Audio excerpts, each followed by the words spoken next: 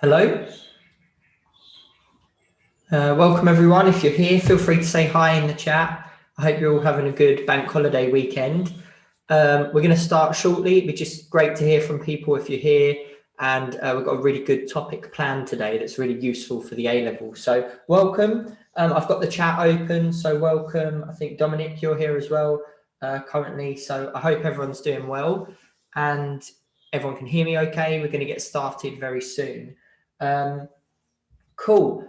And as I said, happy bank holiday. I hope we're having a good weekend. Welcome. We're going to look at graphs and transformations today. And this is a really important topic that I think a lot of people struggle with because perhaps it's a real extension on what they've learned at GCSE. But hopefully this will be useful and we'll be able to consolidate some key ideas today. So I'm going to share my PowerPoint and we'll get started with the lesson. Do feel free to share comments and questions as we go. And yeah, it'll be great to hear from you in the chat. So I'm going to share my screen now. Hopefully everyone can see this. I'm going to make it nice and full screen and get ready to start. Excellent. Welcome if you've just joined. Hopefully that's all nice and clear. And as I said, we're going to get started. So we're looking at graph transformations today. So a really big, key, kind of important GCSE maths topic, as well as an A-level topic. So this starts off in GCSE, and then the way we see it at A-level is far more in depth. So that's what we're going to focus on today. But you may have seen the early ideas of translating and enlarging, like stretching graphs at GCSE. So this is very much a continuation of that skill. So I'll introduce what we're going to do, but as I said, feel free to ask questions and share answers as we go. I'm Max, I'm head of maths at Snap Revise, and I did a maths degree a few years ago and have been teaching A-level maths ever since and really enjoying it. It's been nice to see the new A-level come in. And obviously this last year has been a little bit strange in terms of the wider context and everything, but these key topics we've been focusing on have been good. And I think the general kind of content in the A-level has been really good and not majorly changed. But I'm going to talk about Snap Revise and what there is on offer in terms of the new resources for the new A-level and GCSE material. And I'll talk about that more towards the end. Welcome, hi, thanks to those that have just said hello. We're looking at graph transformations today. Here is a code. I'm going to come back to this at the end and talk about the resources and everything that's available, the tutoring program on the Snap Revise website. So I'll talk a little bit about that at the end, but there is a code that I'm going to talk about for the free trial that you might be interested in if you enjoy this session and are interested in the kind of tutoring service and drop-in classes we offer. Right, so a really good question there. Are we going to look at transformations of graphs? Yeah, functions of graphs. Excellent. We are. We're not going to look at the modulus one specifically in the lesson plan, but I'll try and maybe answer questions on that towards the end. But what we're going to look at should very much help with that process. So brilliant question. Modulus functions is a specific type of function and graph we look at in year 13 typically, and very much is just a nice extension on what we're going to do today. But it is that topic we're going to focus on, the topic of graph transformations. So hopefully this will be useful. The ones we're going to specifically focus on are reciprocal and exponential graphs. Exponential graphs being very relevant to life at the moment is kind of the graph and the idea of a mathematical model we keep seeing on the news. So this should be really hopefully useful and quite important that we understand how to transform and understand these graphs sort of from scratch. And we're going to look at how to apply transformations into other contexts, such as modulus functions. It's very much a similar idea. We're going to look at asymptotes and how transformations affect asymptotes, and also just in general answering exam questions and exam technique. So welcome if you've just joined. Feel free to say hi, even if you've just joined in the last few minutes or so. And we're going to get started now. So welcome to everyone. I hope you're having a good bank holiday weekend. Let's get started. So I'm going to start with things we should already know, things that are a little bit of a recap. So in general, a graph transformation is very much parabola, maybe a graph that's something to do with x squared. It might end up in a different place, a different way round, but is essentially the same family of functions. It's just been transformed. So translations, which we should hopefully recognize as a shift, will be things like shifting it left and right, up and in terms of the function, we might recognize as some. Okay, so shifting the graph. Let me know if you've seen this before and if you recognize this. Apologies if there are any kind of issues with the clarity or anything. If you can keep me updated on that, hopefully it's clear. Hopefully everyone can hear me. Do let me know in the chat though. Who recognizes this idea? Let me know, just a quick yes or no, in terms of shifts of a graph, translations, left and right, up and down, this sort of notation. Do let me know in the chat if you recognize that, and we'll carry on. The other ones are scaling functions. So for example, multiplying inside the brackets or outside the brackets, this sort of thing. Let me know if you recognize that. And then also reflections. So yeah, excellent, brilliant, that's good to see. Some people recognize these ideas, so moving to the left or right, up or down, and also stretching the graph, maybe parallel to the x-axis or parallel to y. Brilliant. And then reflections are actually when we're multiplying by a negative scale factor. So these kind of things are reflections. So this is hopefully an idea you've maybe come across at GCSE, or even just into your A-level studies, you've kind of reinforced this idea. But this is what we're effectively going to build on today. So graph transformations, as I've said, is so crucial across all of the different exam boards. All the A-levels examine this topic within the realms of reciprocal graphs, exponentials and log graphs, and so on. So AQA, OCR, Edexcel, all the boards cover this, and it's in their specification. It's part of the syllabus. So this is really important to the whole A-level. So we're going to start with reciprocal graph transformations and basically extend on what we know. So I'm going to start with a reciprocal graph, and here is a nice reciprocal function and its graph sketched for you. So hopefully this is a bit of a recap. The simplest reciprocal function would be something like 1 over x. Okay, so it might be 2 over x, a over x, some number over x, and it generally has this shape. So in the graph of this function, x and y axes are what we call asymptotes.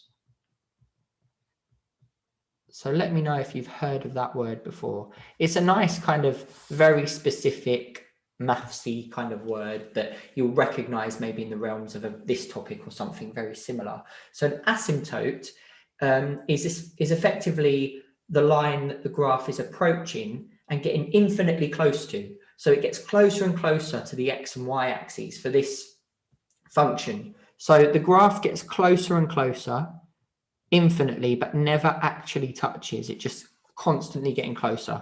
So graph gets closer and closer, but never touches or crosses effectively. It never gets there. Brilliant, great. And thanks so much for the comments in the chat that kind of reinforce these ideas or kind of show that you've maybe seen this before and have a good understanding of it. So never touches. So they're the asymptotes. So what we're saying is that this will kind of infinitely get closer and closer to this line. So the x-axis is an asymptote, and so is the y-axis. And if you were to do a table of values and you said, right, when x is 1 over 1, the value would be 1. When x is a half, 1 over a half is 2. And you would see that if you took really tiny numbers close to 0, it would get bigger and bigger, because when you divide by a really tiny number, it gives a really big number.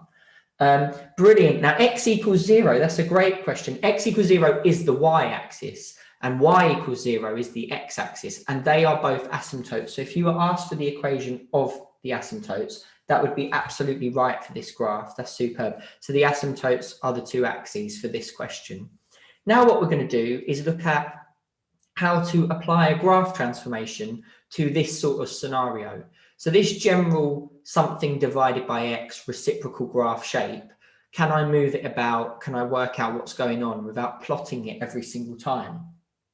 Very good question. What's the difference between an asymptote and a limit? Very similar sort of ideas. A limit is something it's approaching. We see limits in other contexts as well.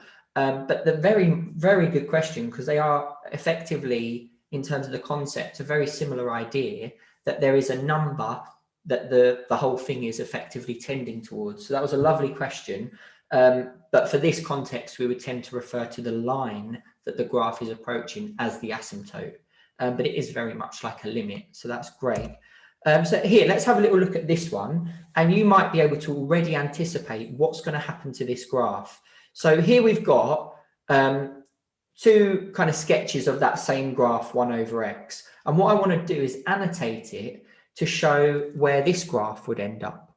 So I need to try and relate this to graph transformations. Any suggestions on how I could go about this? Now, obviously, we could do a table of values, but there's perhaps an easier way where we can make use of our understanding of graph transformations. So how is this graph going to transform? How is it going to change from 1 over x? So the sketch I've got is 1 over x. Where does this go in comparison to 1 over x? Any ideas? And this is really kind of testing the link between here's a random function, here's something I'm comparing it to, where has it moved? So any ideas? 1 over x plus 1 is what kind of transformation to 1 over x? What has effectively happened? Feel free to suggest. Right, I'm getting some suggestions in the chat. Excellent. Good, and let's see if we agree. This is effectively, yes, if we're comparing to 1 over x, it is basically like doing f of x plus 1. And from the look of the comments, it seems like we're quite familiar with that. That kind of transformation inside the function, inside this reciprocal idea, within that function, I'm plussing 1. So that means that the graph moves to the left by 1 unit. You might have learned it like inside the brackets, you do the opposite sort of thing to x. It does, it shifts that whole graph 1 to the left. Very good. And that's a good kind of clear response from a lot of people there that maybe that's something we've seen before. So what we can do nicely with this one that we've got here is we can just kind of move it point by point, all a coordinate to the left.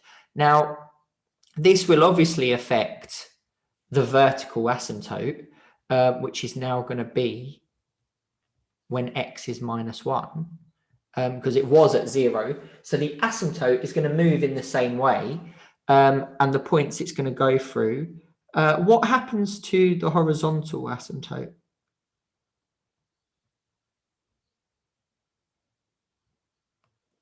Oops.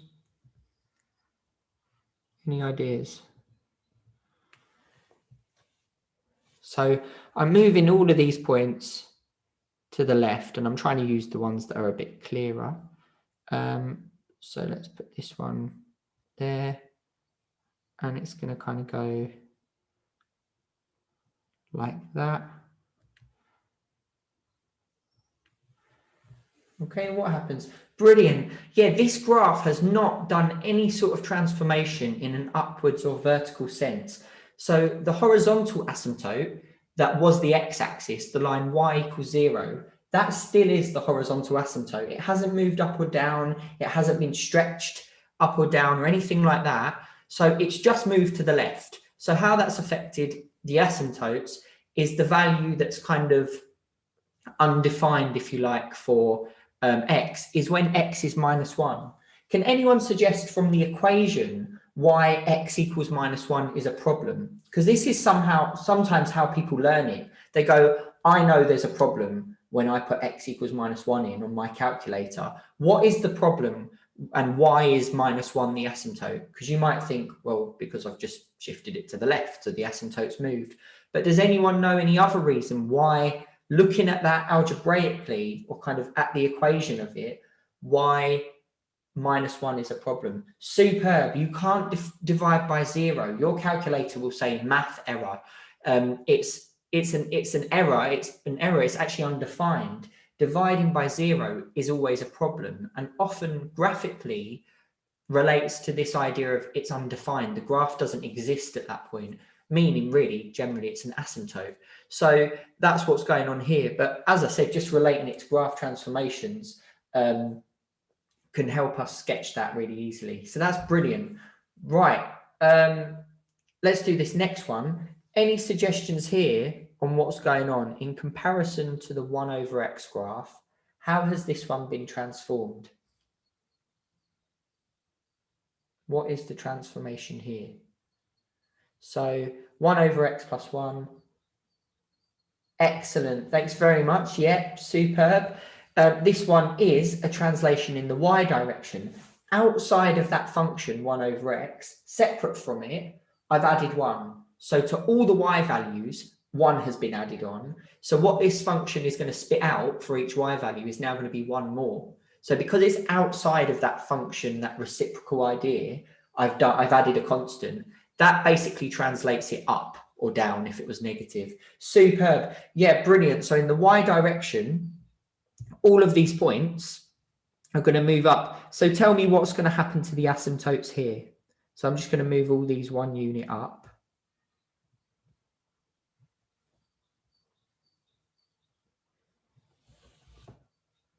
Okay, and I'm going to do the same here. I'm going to move all of these 1 units up.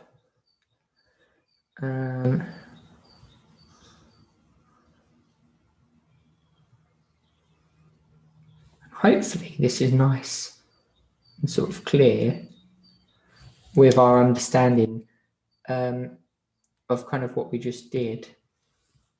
I wasn't too happy with that sketch, so I've got to try and make it the correct shape and in the right place. Superb. Thanks so much. These are brilliant responses, guys. I really appreciate the kind of comments and obviously questions if anyone's got them as we go. This is now at the line y equals 1. Excellent. All that's happened is the horizontal asymptote has moved up by 1 unit. So the y-axis is still an asymptote. It hasn't moved left or right for this one, but now the asymptote has moved up by 1. The whole graph has moved up by 1. Superb, because this was effectively f of x, 1 over x plus 1. Superb. Right, I'm going to keep going because this is brilliant. So the next one we're going to look at is scaling reciprocal graphs. So again, we're going to always be comparing to 1 over x. What can we think of here? What has happened here? And what can I think of this of in terms of f of x?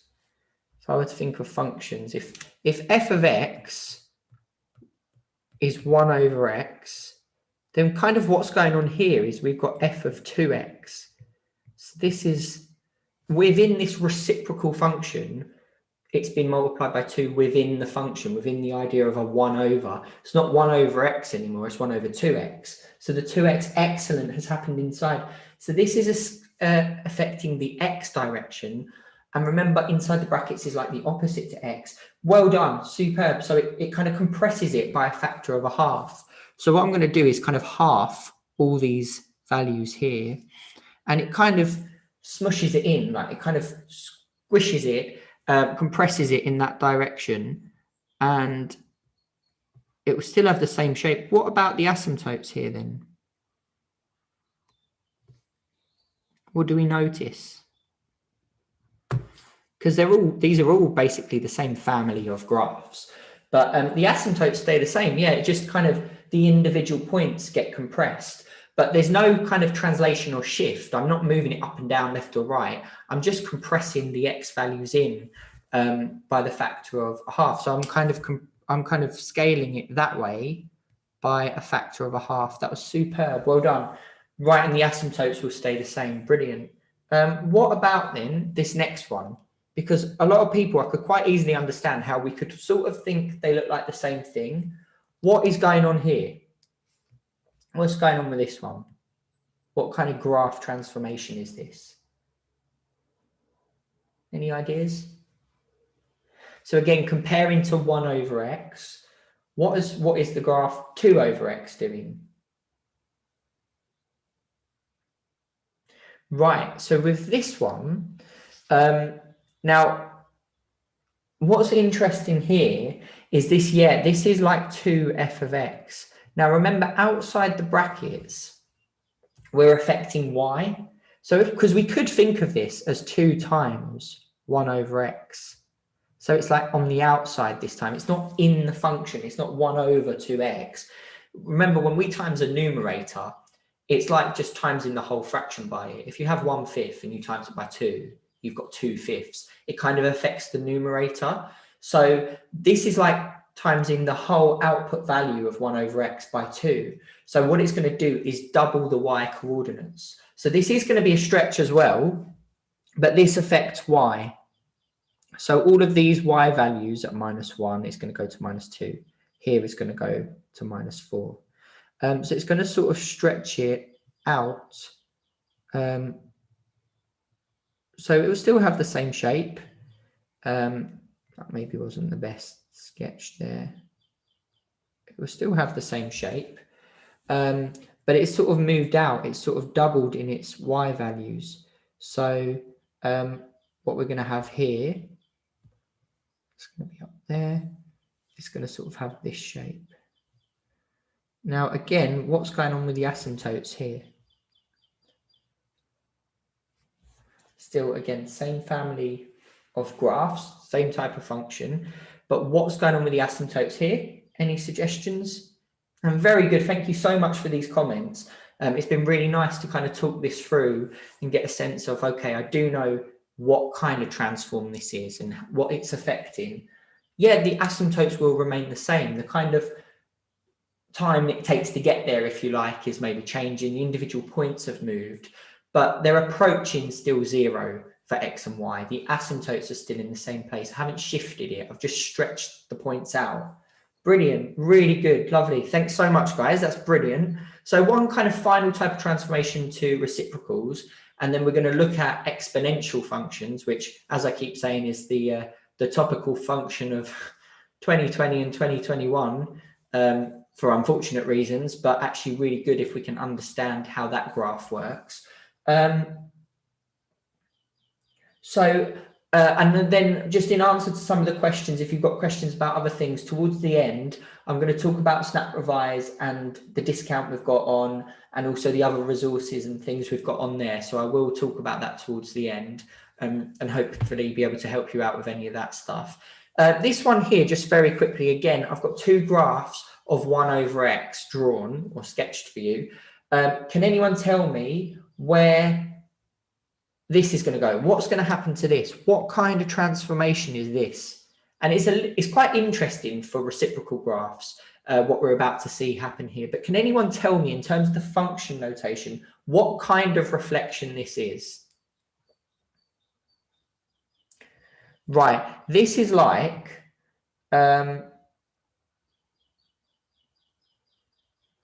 this one, f of minus x. This is like this kind of transformation. Right, now what we've got to be careful with is the function I always compare to, like, very good, we're all sort of recognizing this is a reflection. I always compare to x squared. I always think, right, if I think of the graph of x squared, if I did minus x and squared it, and I square a minus number, it goes the same result as a positive. So the graph would look the same. If I did minus 2 squared, it will come out as 2 squared. So that's a reflection around the y-axis. Whereas if I did x squared and then times it by a minus, I know it's just going to turn into the unhappy looking parabola, minus x squared. So that's a reflection in the x-axis. So it reflects in the x-axis when the negative is on the outside. So we can think of this one as a reflection in the y-axis, okay? Because what's happening is I'm changing the x coordinate to the negative versions. And so what it's doing is effectively reflecting it around the y-axis. So this graph is going to look like this. And this point that was when x was minus 1, it's now 1 over minus 1.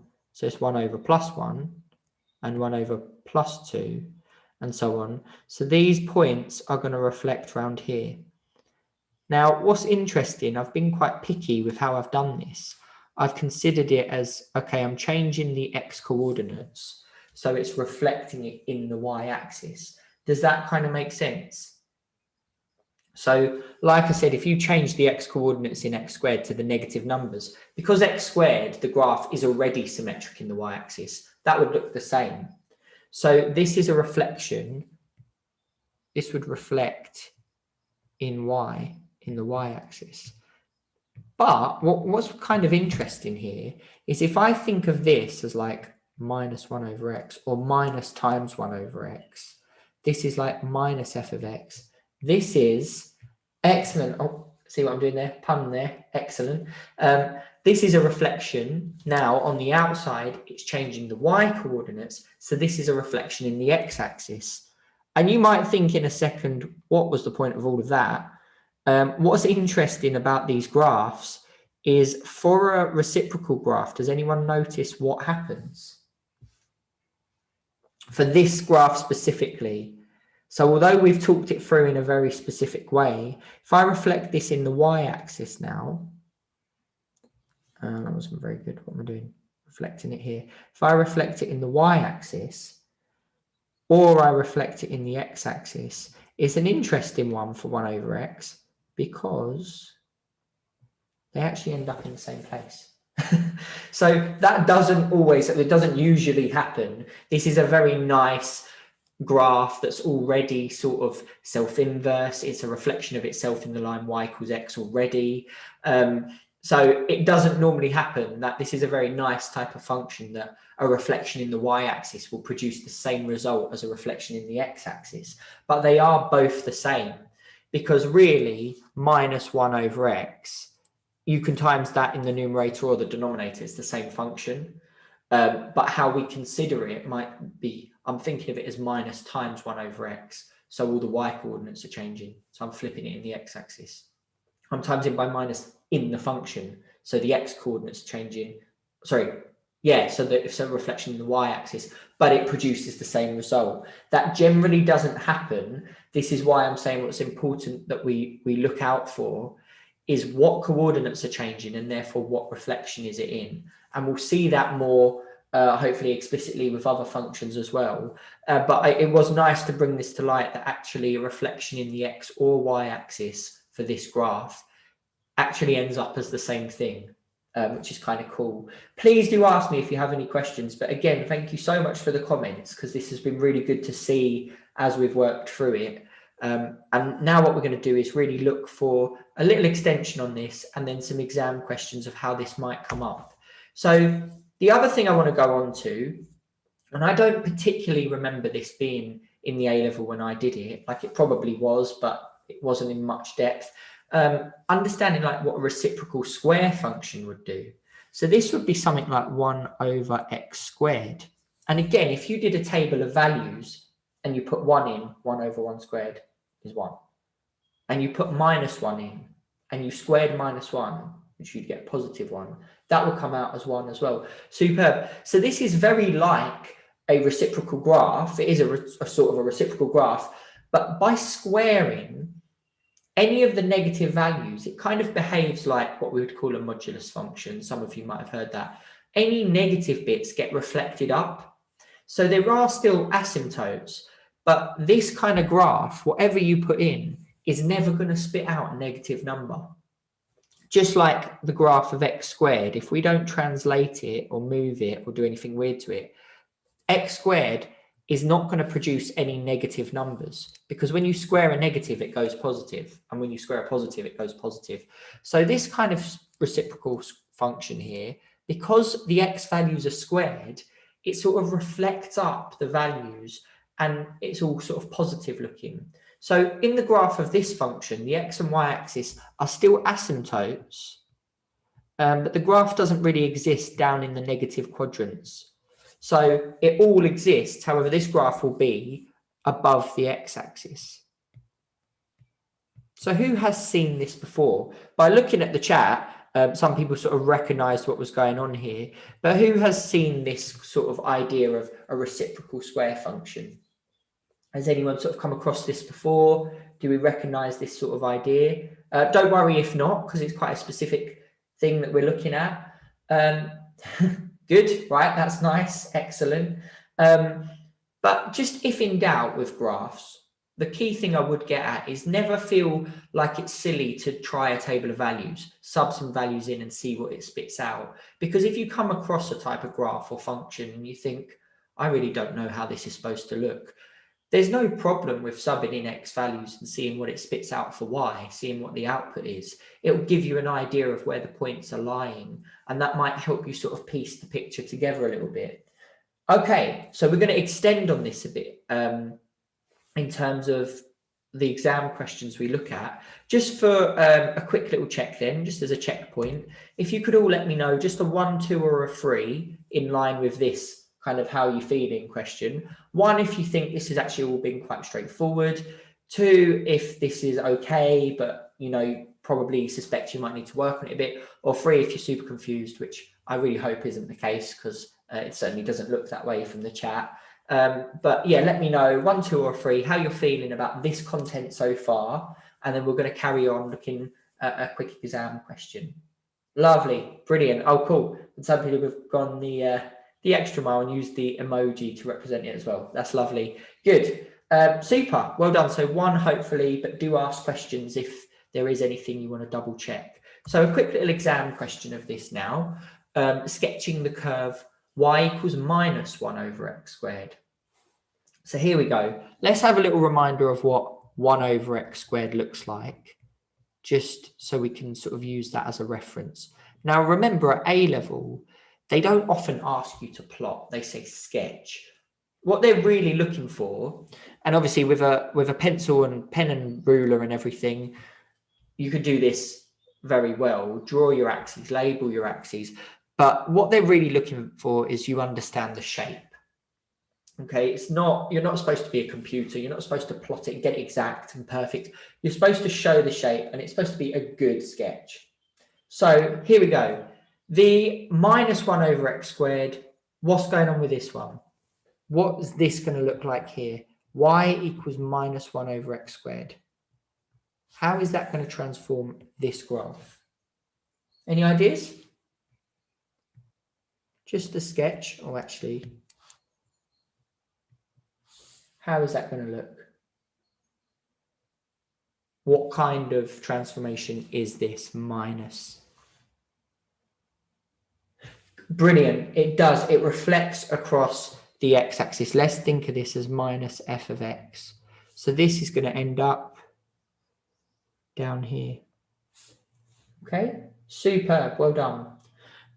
What about the next one? So this one here, let's think of this one. This is kind of an extension on what we've just done. Any suggestions on how this one is going to look? So 3 -1 over x squared. Well, we've just sketched -1 over x squared down here. What's 3 -1 over x squared going to happen? Brilliant. This is going to translate that graph we've just done up by 3. So what I would like to kind of indicate to make sure I get the marks is just show that y equals 3 is the new asymptote. And interestingly, you can find these intersections here. These are at the points where y equals 0. And if you put y equals 0 in and solve it, this is going a little bit above and beyond, but 1 over x squared equals 3 times up by x squared, 3x squared equals 1, x squared equals 1/3. So x is plus or minus the square root of 1/3. So you could find those values as well. It didn't actually ask it, but it does typically ask you to find intersections with the axes. But certainly we'd want to be labeling on the asymptote, because that's a key feature there. Okay, it does often say showing any intersections with the axes. Superb. Right, let's keep going. The curve here is stretched parallel to the y-axis with a scale factor of 2. State the equation. Can we take this? So if you put x as 0 in, what you'd find is that you'd be trying to still divide by 0. So that's why the y-axis is still an asymptote. That was a really good question. So sorry, just for this third one then, what's the difference here? If I've times it by a scale factor in y by 2, that's like 2 f of x or g of x or whatever we've called this function. So this would be like -2 over x squared. Okay. So for part 3, if it's with a scale factor of 2, all it's asking for part 3 for 1 mark is what would the equation of this graph be if I stretched it in y by a factor of 2? Well, it will just change the 1 to a 2. So that's all it was asking me for, what the actual equation is, which would be this. That's why it's only 1 mark. They didn't ask you to draw it. They just asked you what the graph sort of became. So is everyone okay with that? Are we happy to move on? I think that was really good, and I think it was nice to see it in light of an actual exam question broken down into sort of various parts. So hopefully that's all good, but please do ask if I haven't clarified something, because now we can kind of have a little look at, we're going to look at exponential graphs. No worries. So here we go. So exponential graphs. An exponential graph has the basic form f of x equals a to the x, or you might have seen it as like e to the x. The kind of, we do the exponential graph there.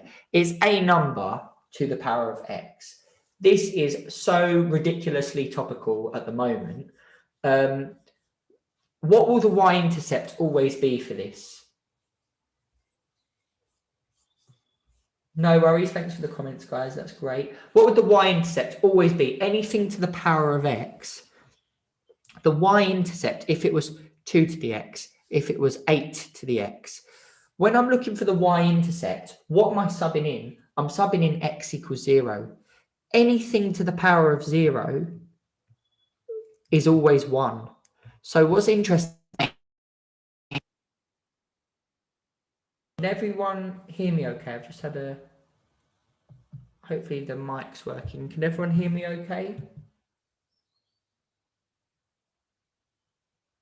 Is the sound all coming through clearly? I just had a little notification flash up.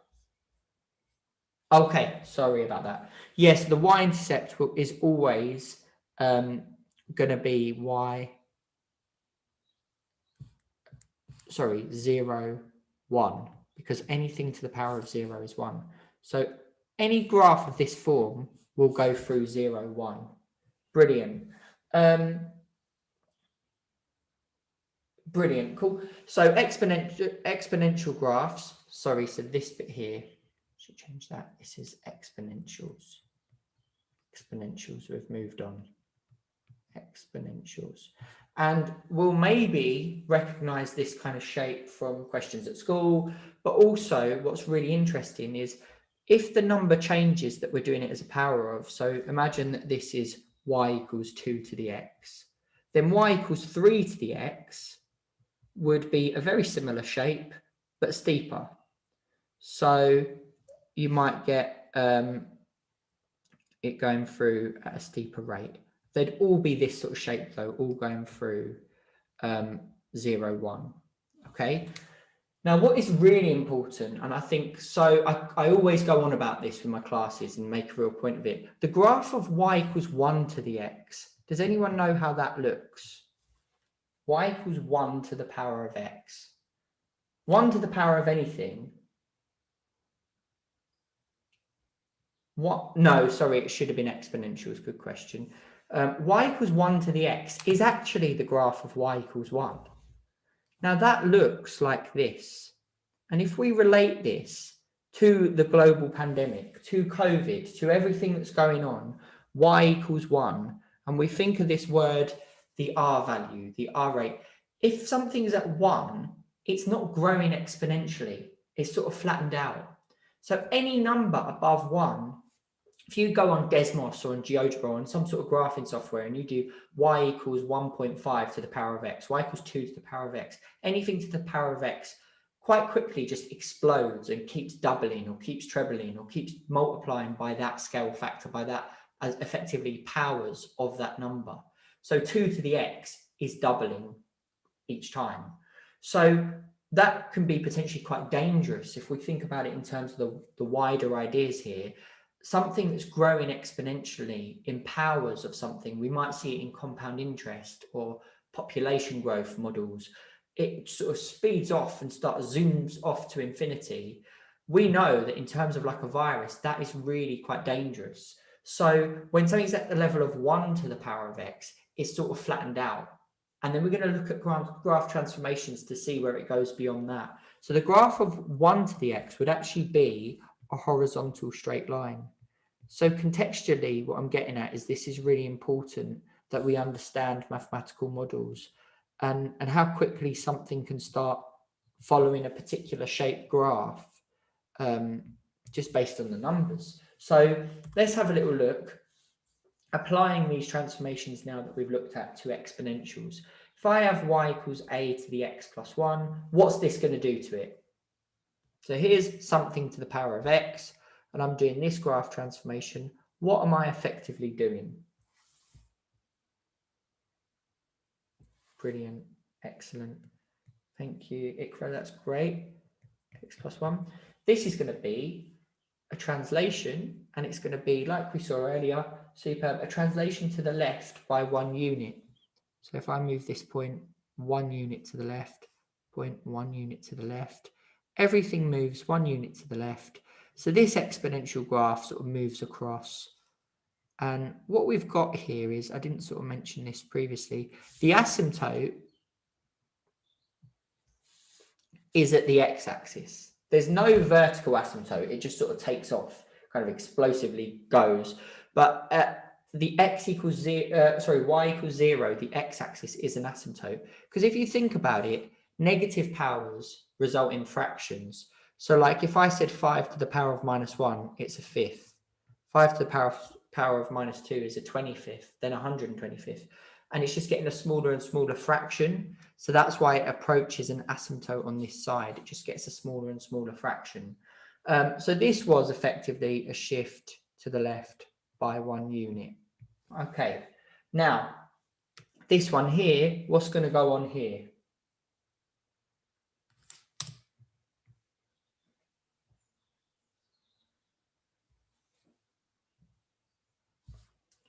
All the things it's going to spit out, the y values, I'm then plussing 1 to. Superb, really well done. Thanks very much for that. This one is going to be spitting out everything plus 1, but plus 1,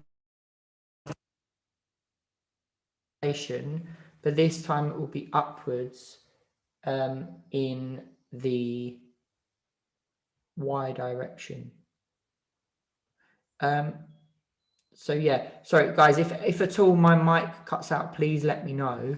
I keep getting little notifications saying it might be being a bit temperamental, so please just let me know if anything cuts out there. But hopefully you can all hear me okay. So what's effectively happened here is that the asymptote, the whole thing has moved up, it's translated up by 1. Brilliant. So what we've got is the y-intercept will move up by 1. The kind of asymptote, the line it will never reach, has gone up by 1 because I've added 1 to every coordinate of the original graph. So it's all moved up. Brilliant. Let's keep going. So the next one, can anyone tell me what kind of transformations we've got going on here? And I'll try and whiz through these nicely and efficiently. Now this 2x is happening within the function. So I'm going to quickly write these out and just let me know if you're unsure, you don't sort of agree or you're confused, but this is very much like we saw with the other types of graphs. This is changing the x coordinates by a factor of 1/2. So it's sort of compressing them all in. So I'm just going to do that now. Oops. And again, it won't change the actual asymptote. It will just squish the graph in a bit. This one is like 2f of x. So this times is all the y values by 2. Brilliant. So that one was a stretch in the x direction by a factor of 0.5 or 1/2. This one is a stretch in the y direction of a scale factor of 2. So the points are sort of getting doubly spread out each time. And I'm just going to show that here. Now, again, this won't change the 0. This won't stretch the asymptote because the asymptote was at 0. 0 times anything is 0. So it still effectively goes towards that same asymptote, but all the individual y values get doubled and it gets stretched up in that direction. So it's scaled in by a factor of 2 in the y direction. Right, a couple more and then we'll do some exam questions. And I'll be ready to sort of answer any other questions as well. So this one here, this is an interesting one. This graph, if I think about this in terms of powers of a, can anyone tell me what this is as a power of a? 1 over a to the x. Now this is a little bit weird because it feels like it's almost like the original, the earlier graphs we were doing, reciprocals. What is it as a power of a? If I end up with 1 over something, what is that in terms of the power? Superb. It's a to the minus x. So this actually is, again, an exponential, but this is like f of minus x. It's happening within. So this one, I'm changing the x values round. So when x is 1, I'm treating it like what would be happening at minus 1. So it's going to spit that out. When x is minus 1, and I times it by minus, it spits out what 1 would be doing. So remember, inside the brackets, it changes the x values. But what it means is it will mirror what it would be doing in terms of the y-axis. So it mirrors the other x negative values will go in the positive quadrant, and the positive x values will be mirrored around the y-axis. So this is a reflection in the y-axis. Brilliant. Now, that was like f of minus x, whereas this one is hopefully quite clearly minus f of x. The minus is just being times by all of it. So whatever y value this is spitting out, a to the x, if I did my table of values, I just times all the y values by minus. So this one will reflect the y values negatively.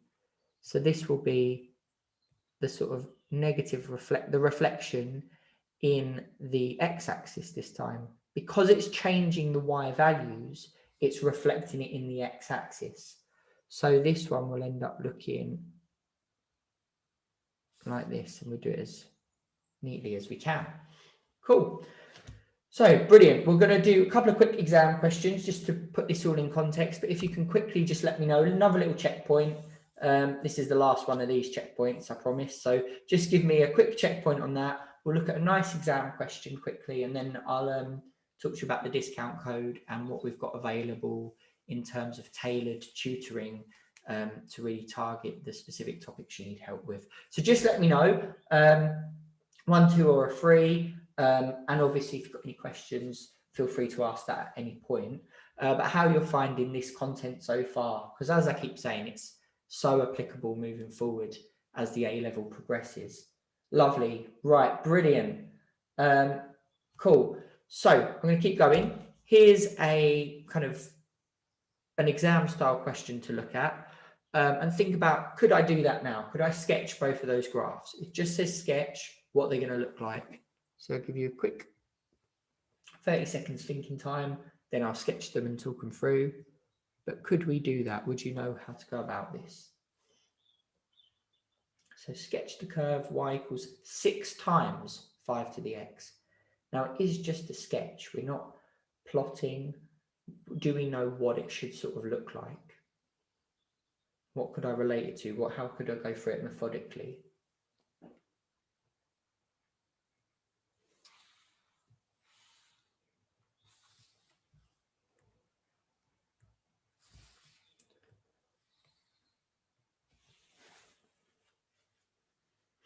Okay. So 5 to the x is like an a to the x. It will have a y-intercept at 0, 1, because 5 to the 0 is 1. But what's happening to this graph of 5 to the x that would look like that, going through 1, is all the y values are getting times by 6. So again, the asymptote will stay where it is, but it will just be kind of all the y values will have grown, been multiplied by 6. So this 0, 1 point will now be at 0, 6. And it will still have that shape. Brilliant. But the asymptote, which is the x-axis, will still be the x-axis. Superb. Really well done. That's great. Now this one, this is actually a really similar question, but it's maybe more A-level in style of how they've worded it. K is a constant such that K is greater than 1. So it basically means very like this. 5 is a constant greater than 1. So it's something to the x times by 4. So what we're going to have here is for this one, brilliant, the y-intercept has been stretched to the point 0,4, and it's effectively got that same shape. And a lot of the time, it's just this sort of thing that puts people off, but it's effectively the same sort of thing. It's a constant. Superb. So what we've done is we've looked at the shape of reciprocal and exponential graphs, and also reciprocal square functions. So that sort of ties into modulus and some of the stuff you'll see in year 13. We've related graph transformations to these, as well as linking it to the kind of wider context at the moment. And we've looked at asymptotes. There were some superb questions on how an asymptote is defined, what they are. So if you have any questions, please let me know in the chat. What I'm going to quickly do is just talk a little bit quickly about Snap Revise and the discount we've got on. Obviously, we've got these YouTube sessions running on Sundays, so please do set a reminder if you haven't already, or kind of subscribe and you get all the notifications. So if you're hoping to join some of the other ones, that will be superb. I'm going to talk about the maths tutoring now quickly. So if I stop sharing that for a second, and I'm going to actually share, share the Snap Revise website so that you can see it. And the Tutor 7 code will be what you need to use if you want to try the free trial. So let me just share this, and hopefully you'll be able to see the Snap Revise website here. So what we've got is the tutoring service is web classes, much like we've had today, that goes through the entire A-level syllabus, and drop-in sessions. So if you've got homework questions you're struggling with, you've got exams coming up in school, and you want to send in questions for us to go through in live in a web class with you, as well as find some similar questions and really make sure that you understand it, we offer a really clear kind of tutoring service that's tailored to what you need. And that's what this code is for. So if you're interested in that, you've enjoyed the session today and you found it useful, and then please have a look at the free trial, because you can kind of see if it works for you and it's good and it is helpful. So for example, if you go on A-level maths, our sessions, obviously, what they comprise of is 4 or sometimes more sessions a week. And this is kind of billed monthly, whereas obviously, as you'd know, for general tutoring, you're paying per session. This includes a load of resources online, diagnostic quizzes, tons of really well-made resources relating to the new A-level that was redesigned in 2017. So it's really kind of up to date with everything that's going on in terms of the school, the syllabus, the new A-level, looking at mechanics, stats, and pure. We've got some kind of sample videos of the web classes and drop-ins if you'd like to have a little look. Oh, hi, Rush. Welcome. All good. Yeah, I'm just kind of whizzing through what we do in the sessions. So there's a whole kind of backlog of older sessions if you'd like to watch them. If there's a topic you think, oh, that's been covered and I missed it, you can go back and watch these. And then we have the schedule of all the sessions coming up. So we have year 12 and 13 content covered every week, as well as a drop-in where you can ask for any specific help. Thanks very much for the comment, Rush. I know certainly you've been an active participant in these sessions, so that's great. And yeah, it's been really useful to talk to students in these sessions and go through the course, really kind of fine-tuning the skills like we've been hopefully doing today. So those sessions are running all the time, but as I said, you've got a backlog of sessions you can look at, as well as drop-ins where students will send homework in or topics that they want help with, past paper questions, and we'll whiz through and answer those. So hopefully that's useful. And yeah, if you're interested in it, obviously, please do make use of that code, the free trial for this week. Thanks very much for the comments there, Rosh. That was like really well timed and excellent, helping me out a little bit. But that's brilliant. And as I said, there are a lot of resources to explore on the site anyway. So the quizzes to kind of help you pinpoint what you need help with are really good. But these web classes are so regular that in terms of the live kind of one-to-one input you're going to be able to get, it will hopefully be able to support you through what has obviously been quite a challenging year anyway, but we all know A-levels are quite difficult on top of that. So if that's something you're interested in, please do make use of that code. I'm going to just reshare the PowerPoint there so you can kind of all see that again. So there we go. There is the PowerPoint. And as I said, if you're interested, please make use of that. And hopefully we'll see you at those sessions.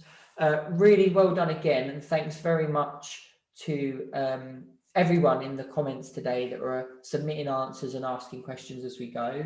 That's really great to hear. I hope everyone keeps well and you enjoy the rest of the bank holiday.